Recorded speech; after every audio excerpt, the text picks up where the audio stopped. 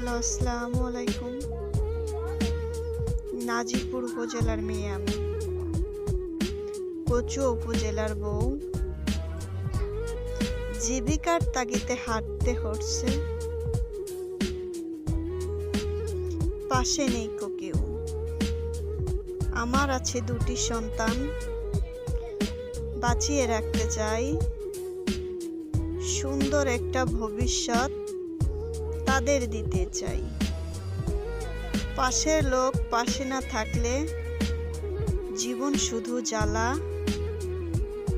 তারই মাঝে বেঁচে থাকবো সন্তান নিয়ে ভালা।